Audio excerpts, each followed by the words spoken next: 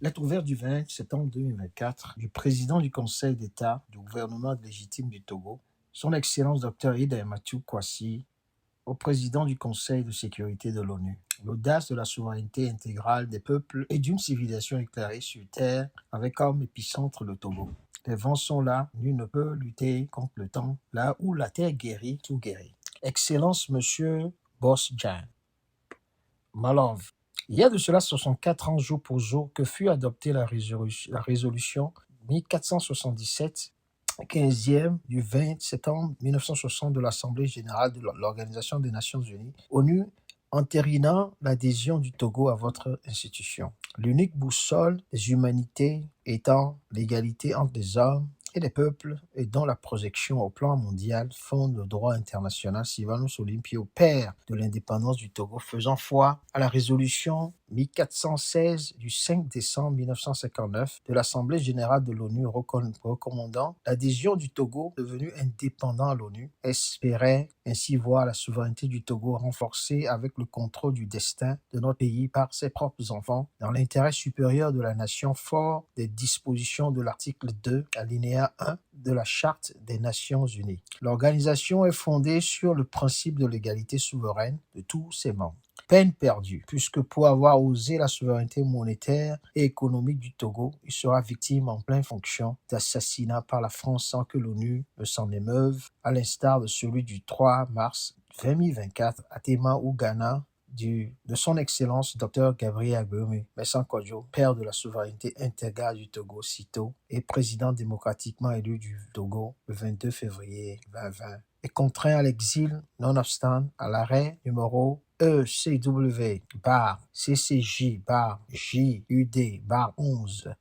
2022 du 24 mars 2022 de la Cour de justice de la CEDEAO condamnant triplement le Togo et subséquemment Faure Gnassingbé qui a tenté de suborner le président légitime du Togo après son énième coup de force qui a bousculé le code électoral. L'agenda de la CENI est violer la sacralité des votes des populations togolaises. Faut-il rappeler que l'indifférence de l'ONU face au viol de la décision de la Cour de justice de la CEDEAO fondée sur le droit international a contribué à la poursuite de l'exil jusqu'à l'assassinat le 4 janvier 2024 dans le comté de Stockholm en Suède du patriarche de la nation et père de l'alternance, son Excellence, Monseigneur Philippe Fanou-Kokodro, celui qui avait présidé en 1991 la Conférence nationale souveraine du Togo, puis le Haut Conseil de la République, Parlement transitoire d'août 1991 à février 1994, artisan de la Constitution de la 4e République du 14 octobre 1992. Ainsi, de 1963 à 2024, le Togo a perdu ses 3 principaux leaders souverainistes, constituant le triumvirat sacrificiel de la République avec le silence coupable de l'ONU, complice de la liquidation de la souveraineté du Togo par les prédateurs coalisés avec à leur tête la France, État colonial à qui fut confiée la tutelle de notre pays par la Société des Nations au terme du traité de Versailles du 28 juin 1919. Cette indifférence de l'ONU devenue constante sur le dossier togolais, comme en témoigne son mutisme actuel sur le coup d'État constitutionnel du 6 mai 2024 qui fait du Togo une atypie planétaire avec 2 constitutions en vigueur, soulève un grave problème éthique, juridique et politique sans précédent auquel ne saurait se soustraire le Conseil de sécurité face à la perte actuelle de crédibilité des Nations Unies. Toutes les saisines de l'ONU, notamment le secrétaire général depuis le septuple coup d'État électoral militaire judiciaire, médiatique, diplomatique et constitutionnel au lendemain de la présidentielle du 22 février 2020 sont restées lettres mortes alors que l'ONU s'est faite la garantie de la souveraineté des peuples sur terre de par sa charte. Peut-il avoir de souveraineté sans devoir de protection des droits de l'homme, quid de la charte de l'ONU dont l'un des objectifs principaux est de promouvoir et d'encourager le respect des droits de l'homme et les libertés fondamentales de tous sans aucune distinction. Le Togo est confronté au bicéphalisme politique depuis la présidentielle du 22 février 2020 où il est de notoriété planétaire que Faure Gnassingbé est la marionnette des prédateurs coalisés incrustés à la tête de nos aïeux dans un lac de sang depuis le 5 février 2020, selon le rapport Doudou Diène sur la présidentielle du 24 avril 2005 de votre propre institution a été atomisé dans les urnes et que le souverain peuple togolais a résolument plébiscité l'offre programmatique de la dynamique Monseigneur Kwadwo DMK structurée autour de triptyque transition, constituant, refondation, éthique du Togo en vue de la souveraineté intégrale du Togo sitôt. Combat patriotique au nom duquel ont été assassinés ces deux premiers leaders, son excellent Monseigneur Philippe Fanoko Kwadwo et son excellent Dr Gabriel Agboume Messan Kwadwo. La DMK, loin de s'inscrire dans une obsession politicienne, pour le pouvoir a pour objectif fondamental l'établissement d'une nouvelle société au Togo devant tendre progressivement vers l'instauration d'une civilisation éclairée sur terre où la prédation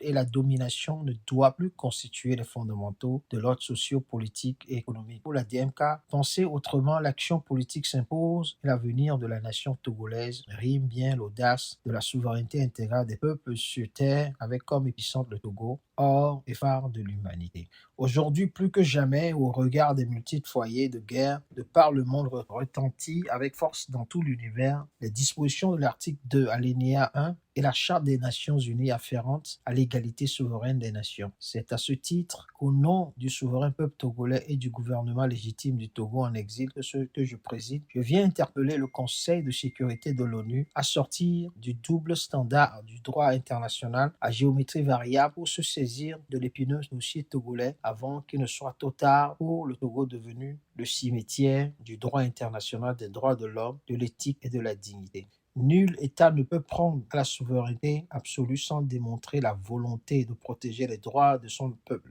En l'occurrence, l'État qui revendique sa souveraineté ne mérite le respect que s'il protège les droits de base de ses citoyens. Ces droits émanent des droits des citoyens lorsqu'ils les violent, ce que Walzer appelle la présomption de consentement entre le gouvernement et les gouvernés disparaît. Le droit de l'État à la souveraineté disparaît en même temps, comme le relève si bien Stanley Hoffman. Excellence, Monsieur Bosjan Malov. Les rapports de la plupart des institutions internationales sur la situation des droits de l'homme et la gouvernance du Togo sont unanimes sur la violation massive des droits de l'homme, les crimes politiques et économiques, entre autres. En droit international, comme le souligne Veselin Popovski, lorsque les gouvernements ne réussissent pas à protéger les droits de l'homme, lorsqu'ils adoptent sciemment des politiques qui donnent lieu à des crimes contre l'humanité ou à des violations massives des droits de l'homme, la communauté internationale doit intervenir et a le devoir de protéger les personnes en danger dans un autre pays. Ce type d'intervention ne nie pas le principe de souveraineté. La souveraineté ne signifie plus exercer un contrôle absolu sur un pays, mais signifie absolument ses responsabilités de gouverner en respectant un certain nombre de principes. La souveraineté des États n'est plus fondée sur le droit à gouverner des gouvernements, des rois, des cheikhs ou des présidents. Elle dépend de leurs devoirs par rapport aux droits de l'homme. La souveraineté de l'État signifie la souveraineté du peuple, pas des dirigeants. Le gouvernement légitime du Togo rappelle avec force au Conseil de sécurité de l'ONU que la souveraineté de l'État signifie la souveraineté du peuple. Elle invite donc à se saisir du dossier togolais, afin d'une part de faire respecter par la République française la résolution 1514, 15e du 14 décembre 1960 de l'ONU, de même que les dispositions du point 7 de la Déclaration des Nations Unies sur l'octroi de l'indépendance aux pays, aux peuples coloniaux. Tous les États doivent observer fidèlement et strictement les dispositions de la Charte des Nations Unies, de la Déclaration universelle des droits de l'homme et de la précédente déclaration sur la base de l'égalité, de la non-ingérence dans les affaires intérieures des États et du respect des droits souverains et de l'intégrité territoriale de tous les peuples.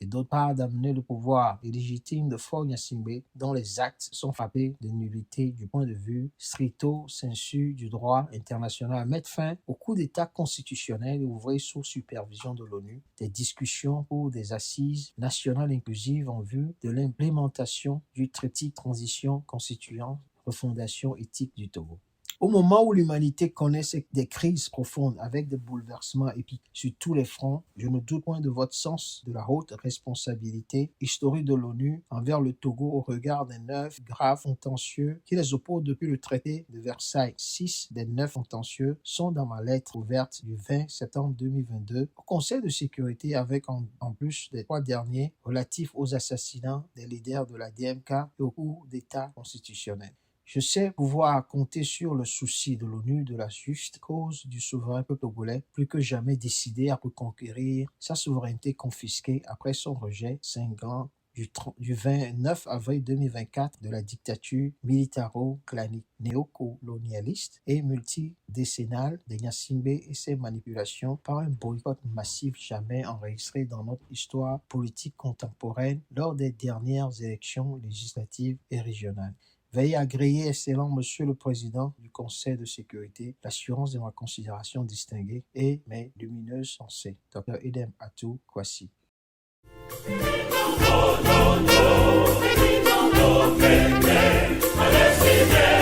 No,